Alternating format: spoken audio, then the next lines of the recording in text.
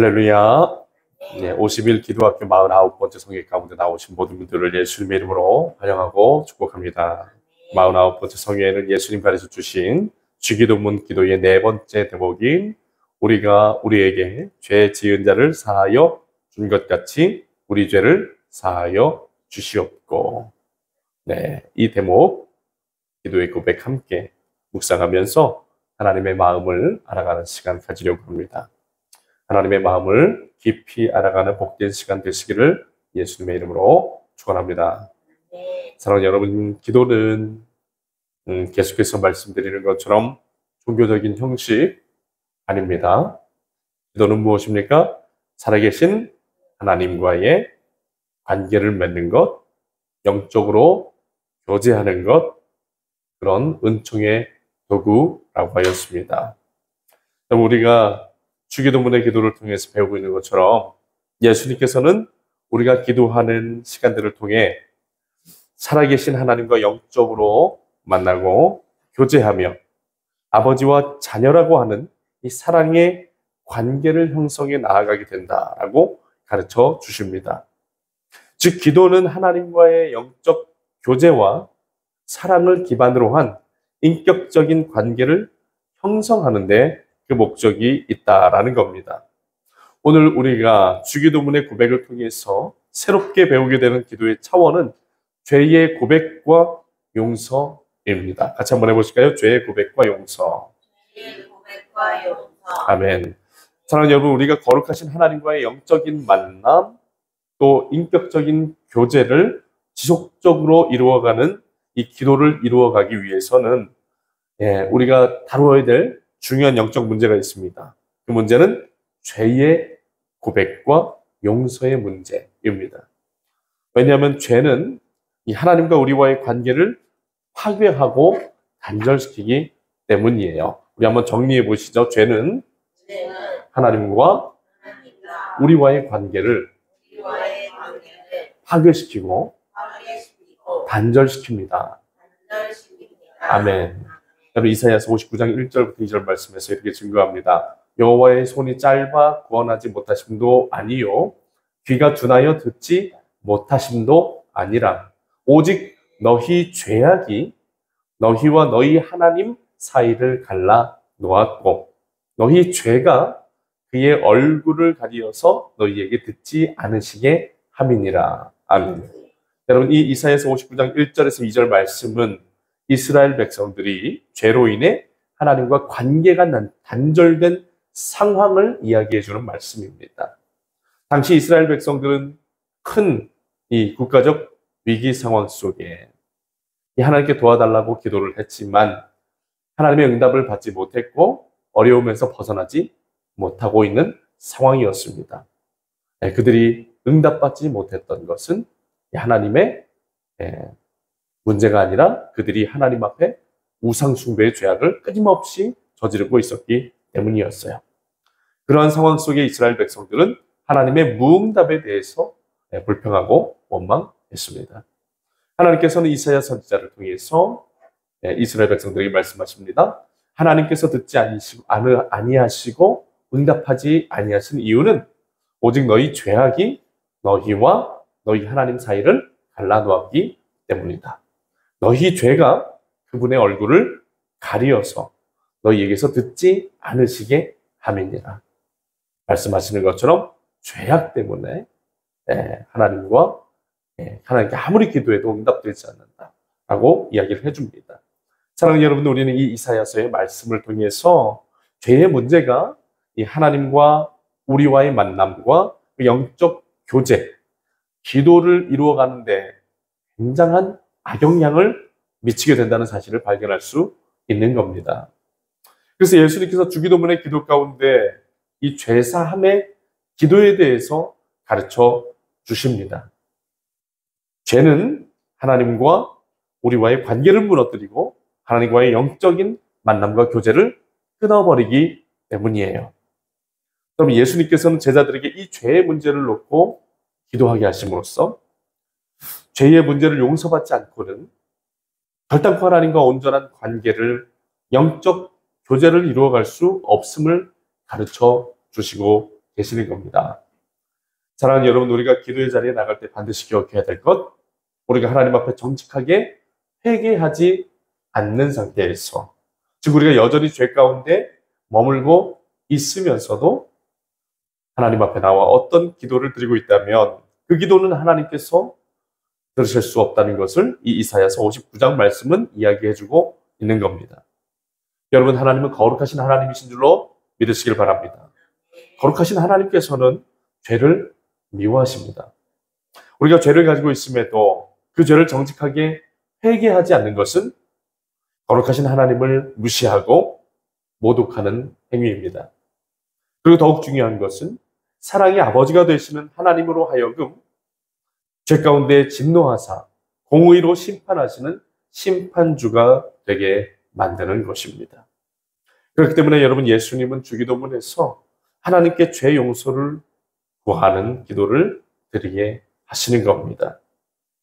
사랑하는 여러분, 이 51기도와 49번째 성경 가운데 나누게 되는 이 주기도문 4번째 대목 함께 묵상하며 이 죄 사함을 구하는 기도의 중요성과 죄를 회개할 때 우리가 다른 사람을 용서해야 한다라는 이 말씀, 이것들이 어떤 의미인지 또 우리들의 신앙과 삶에 어떻게 적용될 수 있는지 함께 묵상해 보겠습니다. 오늘 우리에게 주신 마태복음 6장 12절 말씀에 우리 죄를 사하여 주옵시고 라는 고백을 해야 함을 예수님은 말씀하시면서 죄 사함의 고백을 드려야 함을 주님이 가르쳐 주십니다. 여러분, 이 예수님의 말씀에서 죄라는 말을 이 성경 원어로 찾아보면 오페이라는 말로 적고 있어요. 오페이. 이 오페이라는 말의 의미는 뭐냐? 빚, 채무를 의미하는 말입니다. 빚을 지다 할 때 돈을 빌려서 빚을 지는 경우, 또 채무도 마찬가지죠. 빚을 지는 거죠. 돈을 빌려서. 여러분, 빚은 우리가 갑작스럽게 급한 돈이 필요하게 되었는데 수중에 모아둔 돈이 없을 때 다른 사람에게, 가까운 지인에게, 신뢰관계가 형성된 사람에게 돈을 꾸게 되어서 갚아주어야 하는 돈을 빚이라고 하죠. 그런데 이 빚은 서로 신뢰하는 사람들 간에 서로의 신용을 바탕으로 이루어지는 경우가 많기 때문에 이 법적인 책임보다는 관계적인 책임이 뒤따릅니다.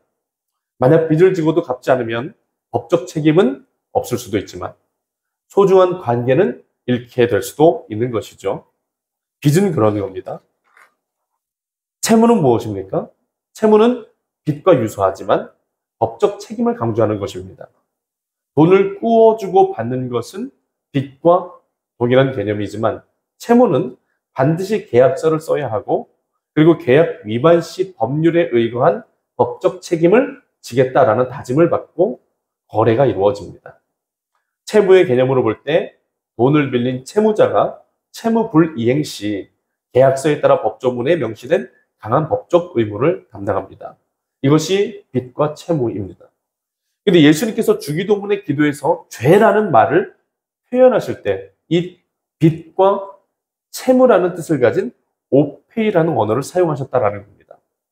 여러분, 이러한 언어의 뜻을 생각해 볼 때 예수님 말씀하시는 죄의 개념은 무엇을 의미하는 걸까요? 그것은 우리가 하나님 앞에 저지르는 모든 죄는 단순한 실수로 치부되어 끝나는 것이 아니라 우리로 하여금 하나님 앞에 갚아야 될 빚이나 채무가 생긴 상태로 만든다라는 겁니다. 우리 같이 한번 해보시죠. 죄는 우리로 하여금 하나님 앞에 갚아야 할 빚이나 채무가 생긴 상태로 만듭니다. 아멘. 그리고 중요한 거 여러분, 그 죄로 인해 하나님 앞에 갚아야 될 이 빚을 갚지 않으면 하나님과의 관계는 깨어지게 되고 또 죄로 인한 채무를 갚지 아니하면 하나님의 공의의 법률에 의거해 그에 대한 상당한 법적 책임을 져야 한다라는 의미가 이 죄라는 말에 담겨져 있는 겁니다. 이 성경을 읽어보면 이 죄로 인한 빚과 채무의 내용이 무엇인지 분명하게 찾아볼 수 있는 대목이 있는데 구약성경 레위기 17장 11절 말씀에 보면 이렇게 증거해 줍니다. 육체의 생명은 피에 있습니다. 내가 이 피를 너희에게 주어 제단에 뿌려 너희 생명을 위하여 속죄하게 하였나니 생명이 피에 있으므로 피가 죄를 속하느니라. 아멘. 우리 같이 한번 해보죠. 생명이 피에 있으므로 생명이 피에 있으므로 피가 죄를 속하느니라. 피가 죄를 속하느니라. 아멘. 이 레위기서의 말씀이 증거하는 바가 무엇입니까? 그것은 우리가 하나님 앞에 죄를 짓게 되면 죄에 대한 값으로서 자신의 생명, 피를 그 죄에 대한 값으로서 지불해야 된다는 거예요. 그래야만 자신이 지은 죄에 대한 값을 치를 수 있다라는 겁니다. 즉, 죄의 값은 무엇으로만 지불될 수 있다는 겁니까? 피, 생명으로만 지불될 수 있다는 거예요. 그러니까 여러분, 죄가 어떤 것이라는 거예요? 우리의 생명을 뺏어갈 수도 있을 만큼 무서운 것이다라는 겁니다. 네, 예수님께서 여러분 죄를 빚이요 채무라고 표현하신 이유가 여기 있습니다. 죄는 반드시 그에 대한 값이 매겨지기 때문이고 그 값은 곧 자신의 피와 생명을 바치는 것, 곧 사망으로만 그 값이 지불되기 때문에 빚과 채무라고 하시는 겁니다.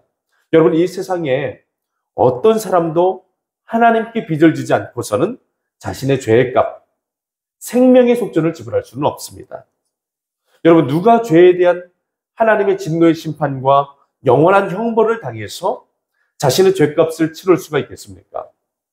만약 그렇게 할 수 있는 사람이 있다고 할지라도 그것은 자신의 죄값으로 인해 형벌을 당하게 되는 것, 그 이상도 그 이하도 아닌 겁니다. 누가 그 영원한 사망, 죄로 인해 당해야만 하는 사망과 심판의 형벌을 값을 치를 수 있는 인생은 아무도 없어요. 예수님께서 말씀하시는 죄에 대한 용서와 사면은 그 모든 죄의 값을 완전히 탕감받고 죄의 심판과 형벌로부터 자유함을 얻는 일이기 때문에 네, 이 죄를 빚이요 채무라고 말씀하시는 겁니다. 여러분, 우리가 기억해야 될 것은 하나님께서 우리 인생들이 스스로의 죄값을 치를 수가 없기 때문에 그 죄값을 탕감해 주시기 위해서 그의 독생자이신 예수 그리스도를 피 흘리게 하심으로써 죄사함의 은혜를 베풀어 주셨다는 겁니다. 이 말은 하나님께서 자신의 하나뿐인 아들 예수 그리스도를 이 땅에 보내주셔서 십자가에 달려 피 흘려 죽게 하심으로 그 아들의 생명으로 모든 사람들의 속죄의 비용을 대신 지불해 주셨다라는 거예요. 그래서 예수님은 죄사함의 문제를 빚과 채무라고 말씀하시는 겁니다. 이에 대해서 에베소서 1장 7절 말씀에 이렇게 증거해 줍니다. 우리가 그리스도 안에서 그의 피로 말미암아 속량 곧 죄사함을 받았으니. 여러분, 이 에베소서의 말씀에서 증거해 주는 것처럼 예수님은 우리 죄를 대신해서 십자가에서 피 흘리셨고 그 피로 말미암아 우리의 죄값이 속량되었습니다. 아멘. 믿으시길 바랍니다. 속량이 무슨 말입니까? 모든 값이 지불되어 자유하게 되었다라는 의미예요. 그렇기 때문에 여러분, 속량된 우리는 실상 모두 하나님께 빚진 자인 겁니다. 예수님께서 말씀하신 이 죄사함의 기도 가운데 바로 이러한 예수 그리스도를 통해서 이루어주신 하나님의 속량, 값을 치러주심의 은혜가 고백되어져야 된다라고 가르쳐 주시는 거예요. 즉, 예수님께서 오늘 가르쳐 주시는 주기도문의 고백 가운데 가르쳐 주시는 이 죄에 대한 개념은 뭐냐?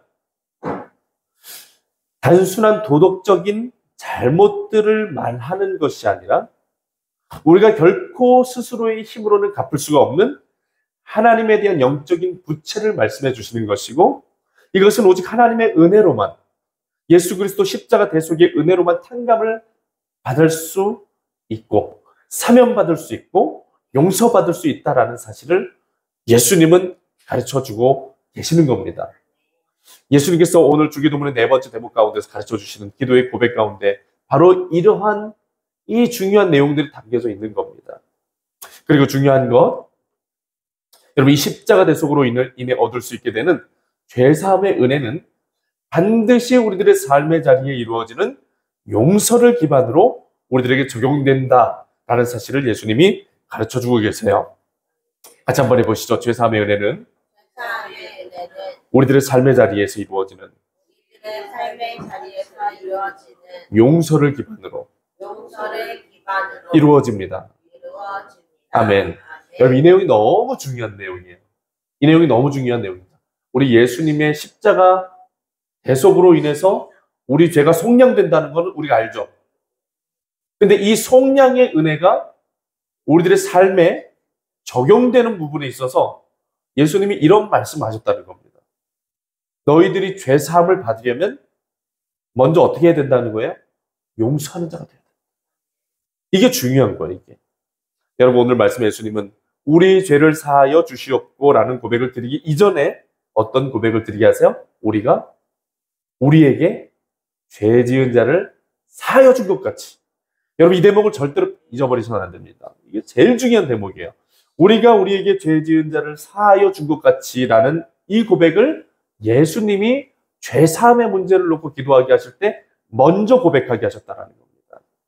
여러분 예수님의 말씀에서 중요한 점은 우리가 먼저 다른 사람의 죄를 용서해야 한다는 조건하에 하나님의 용서의 은혜를 얻을 수 있다라는 겁니다.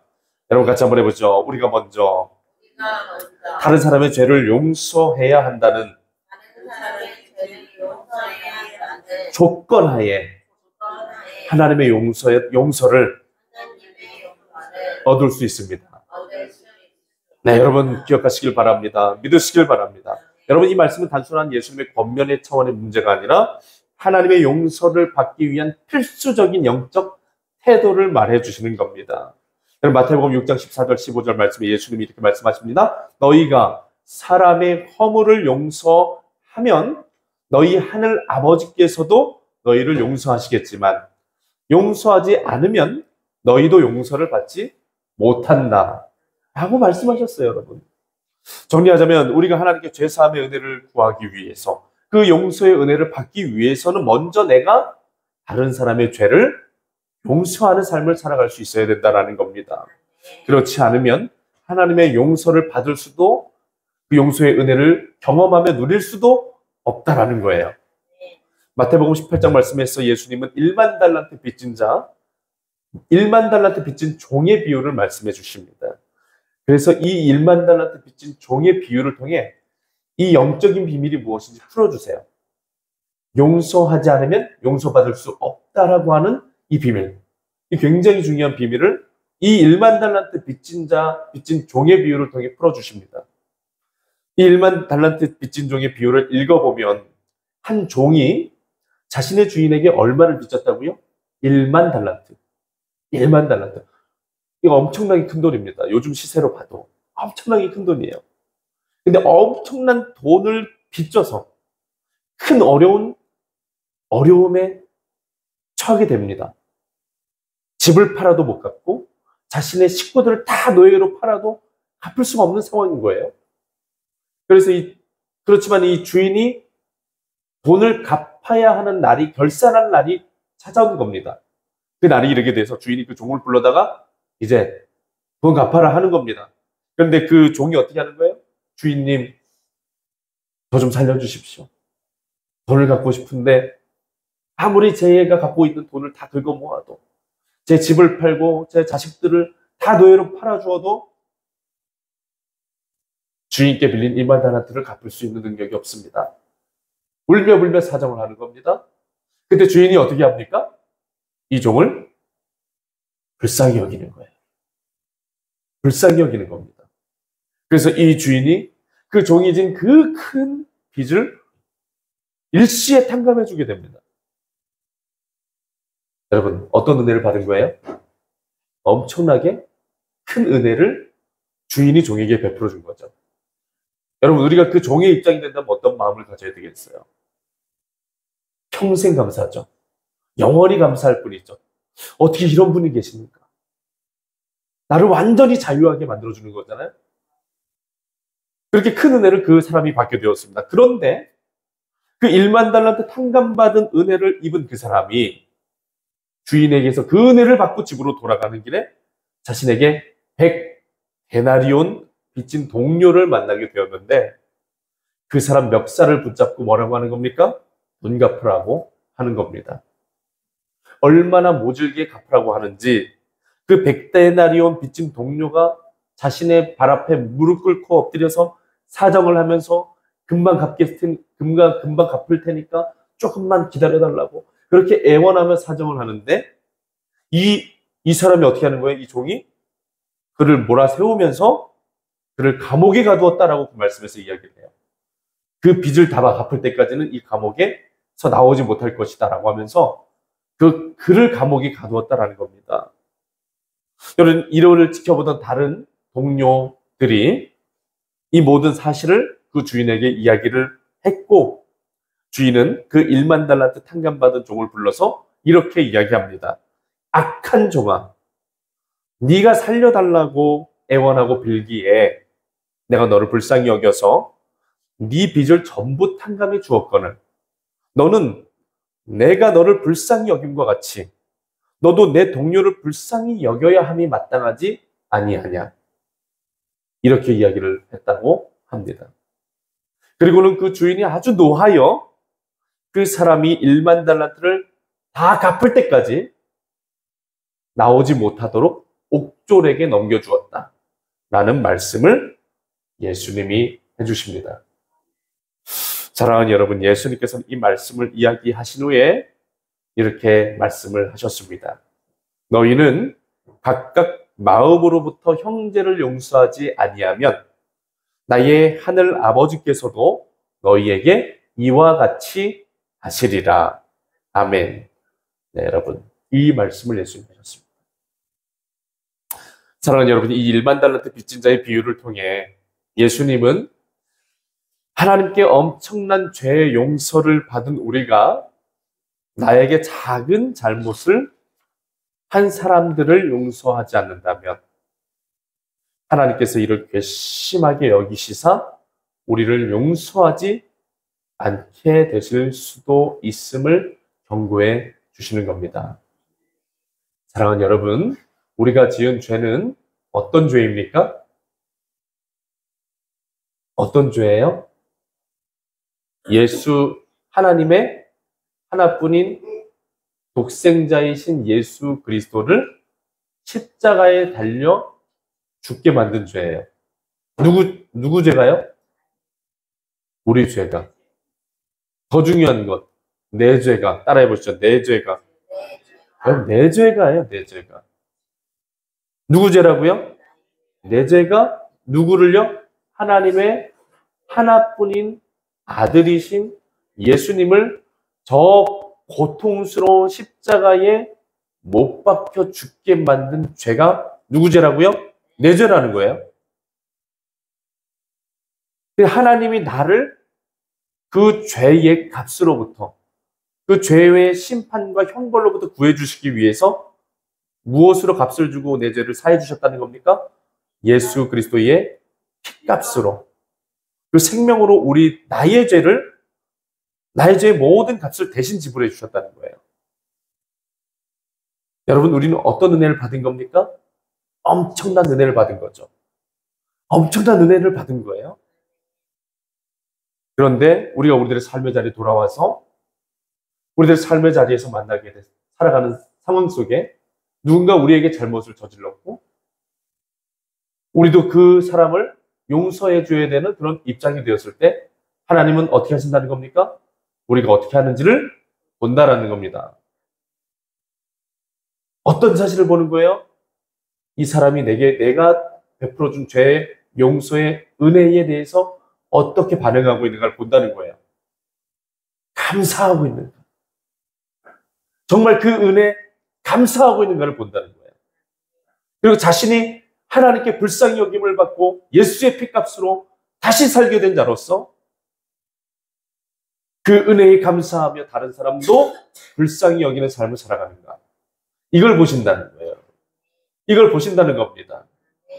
사랑하는 여러분, 하나님께서 우리가 예수 그리스도의 피값으로 모든 죄값을 탕감받게 되었는데 우리들의 삶의 자리에서 다른 이의 잘못을 정죄하고 용서하지 않는 삶을 살아가는 것, 괘씸한 일이다 라고 가르쳐 주시는 겁니다. 여러분, 세상의 죄 가운데 가장 무서운 죄가 무슨 죄인지 아십니까? 괘씸죄. 아시죠? 괘씸죄가 제일 무서운 죄라는 거예요. 주기도문에서 예수님 말씀하신 바 우리가 우리에게 죄 지은 자를 사하여 준 것 같이 우리 죄를 사하여 주시옵고라는 이 고백 안에는 바로 이 1만 달란트 빚진 자의 이야기 속에서 말씀해 주시는 그 죄사함의 영적인 비밀과 영적인 원리가 적용되고 있는 말씀이다라는 겁니다. 그렇기 때문에 여러분, 우리가 하나님의 은혜로 죄 용서를 받았다면 마땅히 다른 사람의 죄도 용서하는 삶을 살아가야 된다는 겁니다. 즉 예수님께서는 우리가 하나님 앞에 죄를 회개하며 죄사함의 은총을 구하며 나아갈 때 나는 내 삶의 자리에서 내가 받은 하나님의 용서의 은혜를 기억하며 살아가고 있는지, 그리고 그 신 은혜에 감사하는 마음으로 다른 사람의 죄를 너그럽게 용서하며 살아가고 있는지를 점검해야 된다라는 거예요. 하나님께서 우리들이 회개할 때 바로 그러한 부분들을 눈여겨보신다는 겁니다. 사랑하는 여러분, 하나님께서 하나님께 내 죄를 사함받기를 원하십니까? 그렇다면 내 삶 속에 나에게 죄 지은 사람들의 죄를 묻지 말고 그 죄를 너그럽게 용서하는 삶을 살아가시기를 예수님의 이름으로 축원합니다. 그렇게 하면 하나님께서 우리들의 모든 죄악을 사면해 주시며 큰 용서의 은혜를 누릴 수 있게 해주신다라는 겁니다. 여러분, 우리를 용서해 주시는 예수 그리스도의 보혈의 피값으로 우리의 죄를 사면해 주시고 용서해 주시는 하나님의 그 마음을 우리가 조금이라도 알고 조금이라도 공감하기 위해서는 어떻게 된다는 거예요? 우리도 용서해 볼 때 그 하나님의 용서의 마음을 깨닫게 된다는 겁니다. 여러분, 우리 한국교회사에 굉장히 유명한 또 굉장히 위대한 신앙의 우리 선배님이신 손양원 목사님 아시죠? 손양원 목사님. 그분이 어떤 이 신앙적인 모습을 우리에게 보여주셨습니까? 자신의 아들을 죽인 원수를 용서하고 심지어는 그 사람을 자신의 양자로 입양해서 그 사람들을 키워내셨다는 거예요. 저는 손양원 목사님 분명히 이 말씀 앞에 서서 주님 앞에 순종했다고 믿습니다. 그리고 자신이 한 그 용서가 하나님에게 받은 용서보다 작은 일임을 저는 손양원 목사님이 고백하셨을 거라고 생각이 돼요. 그분이 했던 용서, 이 인간적인 생각으로는 인간 사회에서 일어나는 일들이라고는 이야기할 수조차 없는 너무나 성스럽고 거룩한 일입니다. 여러분, 누가 자기 자신을 죽인 철천지 원수를 용서할 수 있어요? 평생 이를 갈며 살죠. 그렇지 않겠어요? 자신의 소중한 아들들을 죽게 만든 사람들인데. 그런데 이를 갈지 않고 하나님의 말씀에 그저 순종함으로써 순전하게 용서하고 그리고 그 사람들을 양자로 받아들이면서 그들 내 아들처럼 사랑하며 키워냈다는 것. 곧 이 손양원 목사님께서 하나님 앞에 얼마만큼 진실하고 정말 참된 신앙인이었는가라는 사실을 우리에게 보여주는 대표적인 모습인 겁니다. 사랑하는 여러분, 결론에 말씀드려요. 오늘 주기도문 4번째 가르침 우리가 묵상하면서 죄는 곧 하나님 앞에 진 영적인 빚이요 채무라는 사실 우리가 배우게 되고 그 예수님의 피값으로 우리의 모든 죄값이 탕감받게 되었다라는 것을 배우게 되었습니다. 그리고 중요한 것, 우리가 예수 그리스도의 피로 하나님께 그 큰 빚을 탕감받은 자로서 우리는 그 은혜에 대해 감사하며 삶에서 만나게 되는 죄인들을 용서하는 삶을 살아가야 된다라는 사실을 분명하게 배우게 됩니다. 가장 중요한 가르침은 뭐냐? 우리가 하나님께 큰 빚을 탕감받았음에도 불구하고 감사할 줄 모르고 그 은혜를 잊어버리고 삶의 자리에서 다른 사람의 잘못을 물으며 정죄하며 용서하지 않고 이를 갈며 미워하는 삶을 살아가면 하나님께서 탕감해 주신 그 빚을 내가 다시 물어야 되고 종국에는 용서의 은혜를 받아 누리지 못하게 되는 안타까운 지경에 빠질 수 있게 된다라는 사실을 우리가 명심, 또 명심, 또 명심할 수 있기를 예수님의 이름으로 축원합니다. 사랑하는 여러분, 이 새벽 마음속에 미워하는 사람이 있습니까? 용서하지 못한 사람이 있습니까? 하나님 앞에 용서하기를 믿음으로 결단하시기를 바랍니다. 여러분, 이런 고백으로 하나님 앞에 나아가세요. 하나님, 저는 이 사람 용서하기 어렵습니다. 죽어도 못합니다. 그러나 주님이 나를 용서하신 사람을 생각하며 용서하겠습니다. 여러분 같이 한번 해보시죠. 하나님, 저는 이 사람 용서할 수 없습니다. 죽어도 못하겠습니다. 미워 죽겠습니다. 그러나 주님이 나를 용서하신 그 사랑을 기억하며 용서하겠습니다. 아멘. 여러분, 이 고백이 있어질 수 있기를 바랍니다. 우리들의 삶의 평생에 있기를 소원합니다. 그리고 용서의 삶을 실천합시다. 작은 일이라도 용서하지 못했던 것들 있다면 내가 먼저 다가가 용서하고 화해하십시오. 여러분, 우리들의 일반적인 이 상식 수준의 용서를 말하는 것이 아닙니다. 그 사람이 나한테 와서 잘못했다고 하면 내가 그때 용서할게. 여러분, 성경적인 용서 그거 아닙니다. 그거 아니에요. 그 사람이 반성하고 깨닫고 나한테 와서 자기 잘못을 시인하고 잘못을 구하면 내가 그 사람 용서할게. 이거 성경적인 용서 아닙니다. 하나님이 우리가 언제 먼저 회개하고 나와서 우리가 예수님을 십자가에 달려 죽게 하셨습니까? 아니죠. 우리가 아직 죄인 되었을 때, 우리가 이미 죄인 되어 있을 그때에 하나님이 우리를 용서한 거예요. 우리가 죄 가운데 회개하고 난 다음에 예수님 십자가에 달려 죽으신 게 아닙니다. 아멘. 성경적인 용서는 그 죄인이 자신의 죄를 깨닫지도 못하고 있는 그런 상황 속임에도 불구하고 내가 그를 불쌍히 여기고 용서해 주는 거예요. 하나님이 나를 그렇게 대하셨던 것처럼. 아멘. 하나님이 나를 그렇게 불쌍히 여겨서 대해 주신 것처럼 나도 그를 그렇게 불쌍히 여기고 대해 주는 것. 이게 성경적인 용서입니다. 여러분, 여러분들이 회개하기 이전에 예수님이 먼저 돌아가셨다는 사실을 기억하시길 바랍니다. 하나님이 먼저 베푸신 사랑이에요. 성경적인 용서는 먼저 베푸는 사랑입니다. 그 사랑을 우리가 믿음으로 실천하고 결단해야 합니다. 이것은 인간의 감정적인 의지적인 결단이 아닙니다. 믿음으로, 말씀을 믿음으로 영적으로 내려야 되는 결단이에요. 말씀을 믿음으로 내리셔야 되는 결단입니다. 그런 결단이 있어지시기를 축원합니다. 오늘 말씀을 통해서 우리 기도 속에 죄 용서를 구하는 태도를 회복하시고 용서를 실천하는 믿음의 결단을 내리는 복된 시간이 되시기를 예수님의 이름으로 축원합니다.